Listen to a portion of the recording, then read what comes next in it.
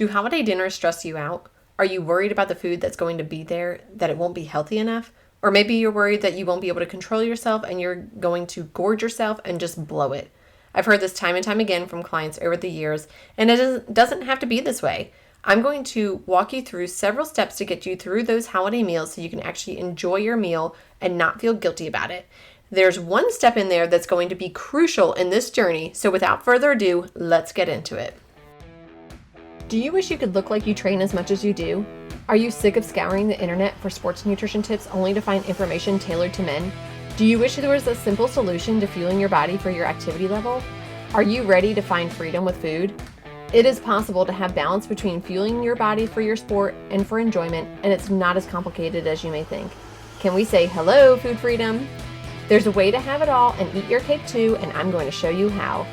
Hey, I'm Kristen, a former multi-sport athlete, a sports dietitian, personal trainer, and Jesus lover.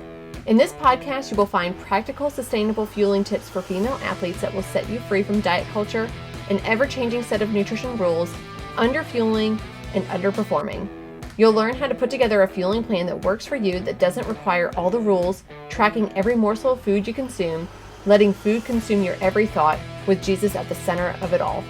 If you're ready to find a sustainable nutrition plan that works for you with your active lifestyle and is tailored to your unique physiology, break free from diet culture, and finally feel comfortable in your own skin, this podcast is for you. Whip up that smoothie, lace up your shoes, and let's jump in.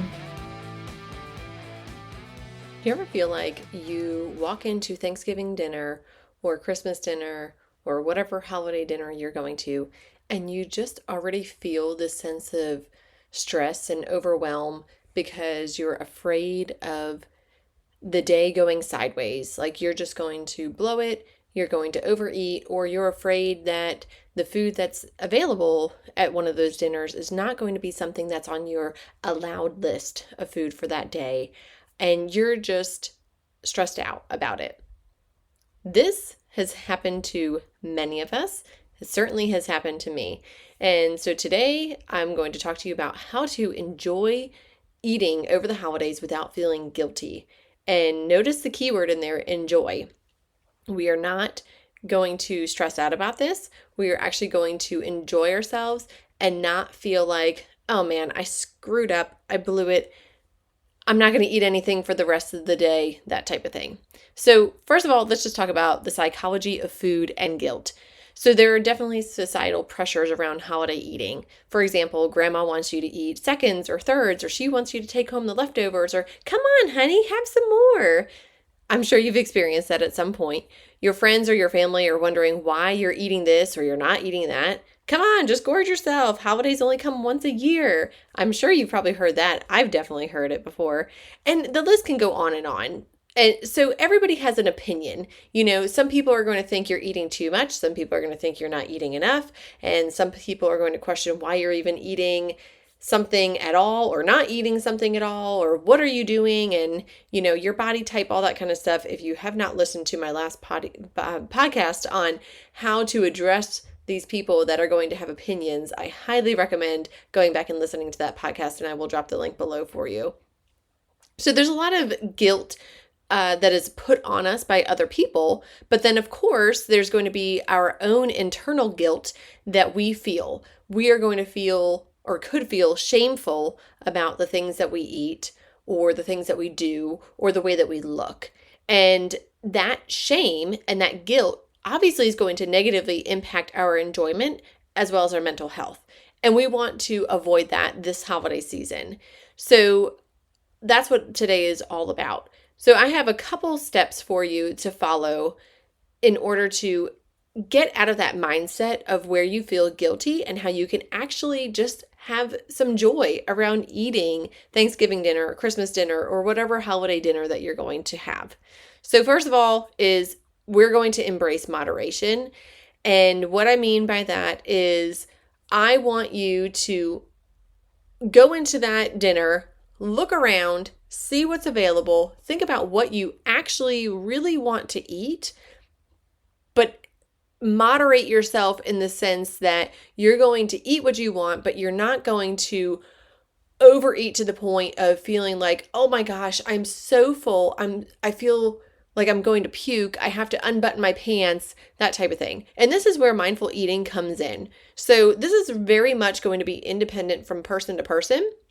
What's enough food for me is going to be very different than somebody else. And so this is where we want to become very in tune with our body and make sure that we know what makes our body feel good and what is enjoyable to us. So for example, if Aunt Susie makes macaroni and cheese and she always wants you to have it every year, but you really just don't like macaroni and cheese, well, then don't eat it. There's no need to impress somebody else or make somebody else feel good by eating something that you don't want to eat.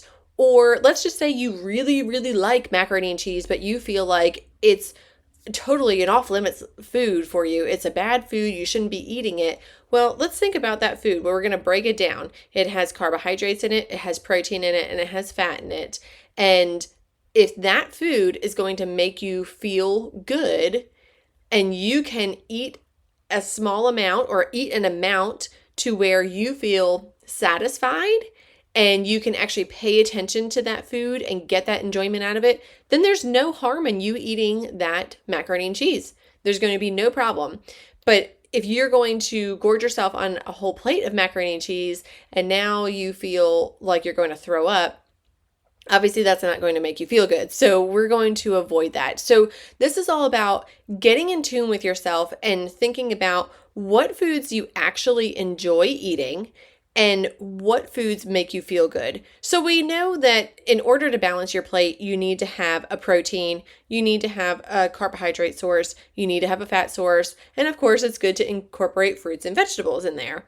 So when you walk into that dinner, I want you to look at what is available to me and balance your plate first and foremost. So you need a protein. Maybe it's turkey, maybe you hate turkey, maybe you're not going to get turkey and you're going to get ham instead. Perfectly fine. Maybe for your carbohydrate, you want to have some stuffing or dressing, whatever you call it. In the South, I guess they call it stuffing. I'm actually from the North, and so we called it stuffing, not dressing. So I think in the South they call it dressing. So anyways, whatever. If you're going to have your dressing or your stuffing, or maybe you really don't care about that and you really want mashed potatoes, or you really like macaroni and cheese, whatever the case is, you're going to pick something. And here's the deal. You don't actually have to stick with just one. You can have smaller amounts of all of them if you want to have all of them. No big deal. But just know that you want to have a carbohydrate. And of course, those foods are probably naturally going to have fats in them, so you don't need to go out of your way to have fats. And then we want to have some vegetables in there. So maybe that's green bean casserole, or maybe it's some roasted root vegetables, or, whatever your family serves. You're going to pick what you want.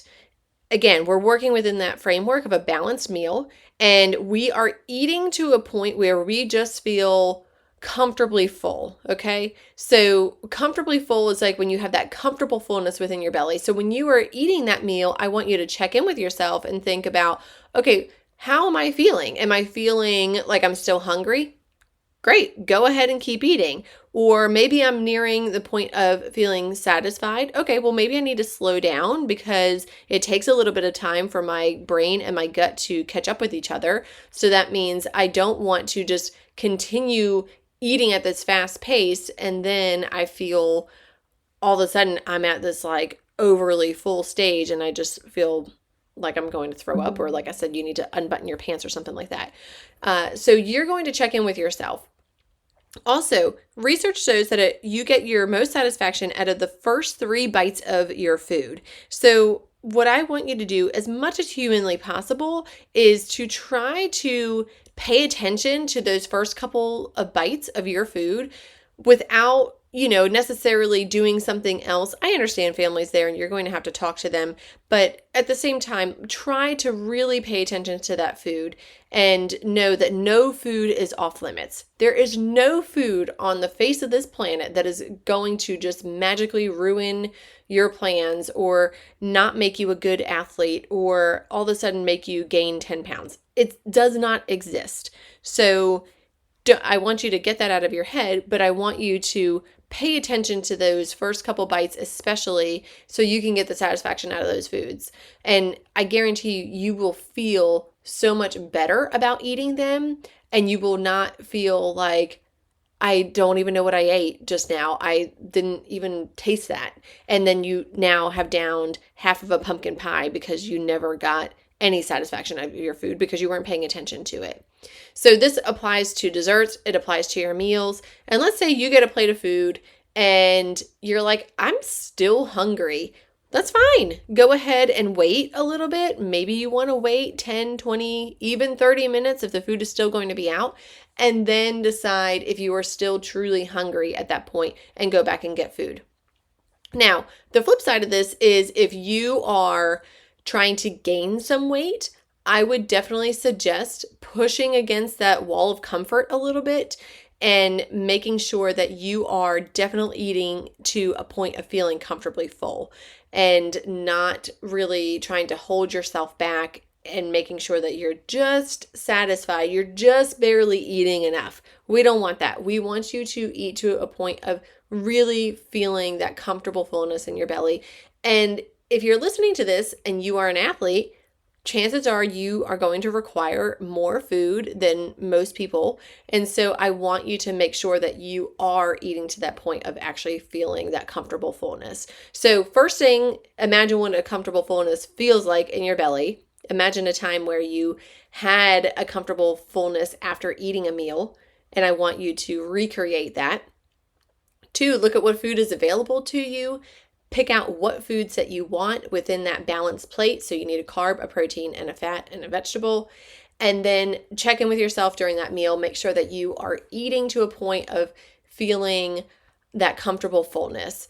Don't eat too fast because you might race on by it and get to a point where you are overly full. But at the same time, you don't need to eat so slow that you're, counting every bite and chewing 30 times or anything like that. So okay, so we are going to also balance your indulgence, if you want to say that, or balance your desserts with your nutrition. So like I said, you're going to incorporate foods that are your favorites and you want to have, but at the same time, save room for dessert if you want dessert. If you're not a dessert person, then who cares? Don't worry about it.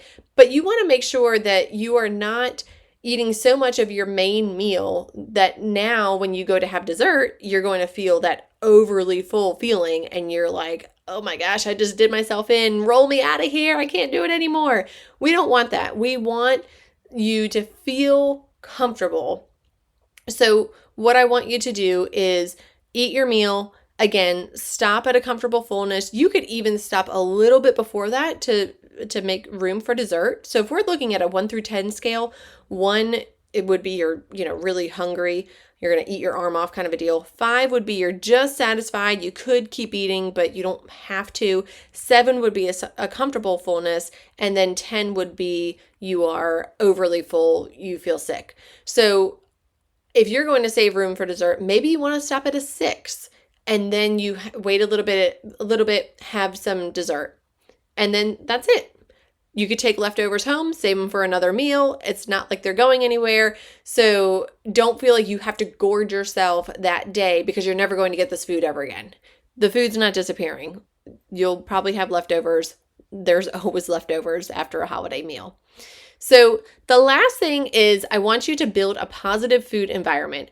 So this may mean that you have to reach out to family members beforehand and just tell them, hey, look, maybe however you want to phrase it, I've been struggling with, my relationship with food or with eating, and I'm really trying to foster a positive food environment, and I could really use your help. Could you maybe not make any negative comments, or maybe you could bring some side that I really like and would be a nutritious option, something that is going to include protein, something that's going to include fiber, something along those lines. Tell them what you want, and then also involve others in the meal planning process. So that means if you are hosting, you want to ask others to bring specifically a protein meal, or a side that has vegetables, or a side that has some whole grains in it, that type of thing. So for example, for this year, I am hosting Thanksgiving dinner at my house. So we always do a potluck style. So I say, okay, these are the things that I'm going to prepare. Now, these are the things that we need. And I have everybody respond. So then that way we know that we are having a complete balanced meal and we have multiple options of things. So we have ham and turkey. So we have 2 protein options. We're going to have stuffing. We will have mashed potatoes. Those are our 2 carbohydrate options. We're going to have an apple pie and a pumpkin pie. So that'll be 2 dessert options. We will also have roasted root vegetables and green beans. So that will be 2 vegetable options. You get the idea. So make sure that you're talking to others, whether it's friends or family or whoever you're having this dinner with, and you are coordinating with them. Even if you're not hosting, you can ask them, what can I bring? What is already going to be available? That type of thing. The last step that I have for you is let go of perfection. There is no such thing as perfect eating. It, again, does not exist. Perfection is you're striving for something that, again, probably doesn't exist, and it certainly doesn't exist in eating or in your body shape. So we want to let go of that. I had a coach years back that used to say, progress, not perfection. And that is very much true. So if you are sick of worrying about food, worrying about your body, and thinking about this all the time, let go of it and let's take those steps to be more mindful, eat more intuitively, enjoy our food and not feel guilty about it, and let go of the idea of my plate has to look like this perfectly manicured, clean plate that I would see off of Instagram, or I need to have 6-pack abs while I'm running my marathon, which you don't have to have.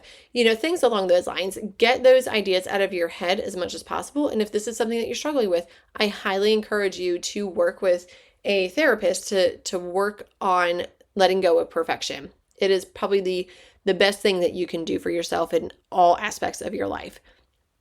So also with that is make sure that you are incorporating self-compassion and acceptance in there.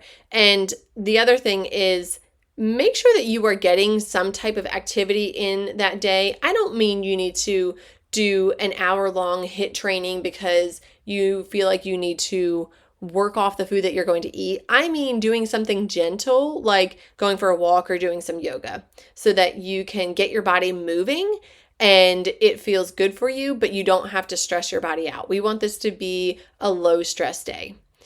So if this is something that you are struggling with, I encourage you to reach out and send me a message on my website. You can just go to elitenutritionandperformance.com/consult. You can set up a free consultation to learn about working with me, to work through how to eat mindfully through the holidays, how to get rid of this elephant in the room that's probably lingering, where you are struggling with some little bits of disordered eating or your body image, your relationship with food, and really learn how to eat intuitively for you, but also how to combine that with how do you eat to fuel your body as a female athlete. So visit my website, elitenutritionandperformance.com/consult. I would love to talk to you about where you stand with everything, how I can help you through all this, and map out a plan for you so that you can finally let go of the perfection. Hey friend, if this podcast inspired you, encouraged you, or changed you, I would love for you to leave me a review and share it with a girlfriend who will find it helpful or inspiring. That is the best way you can thank me and help me share my knowledge so I can help more people just like you. I'm so thankful that you spent this time with me today, and I'd love to connect with you. Join my Facebook group, Female Sports Nutrition, or send me a DM on Instagram, or hop on over to my website, elitenutritionperformance.com. I'll see you back here next week.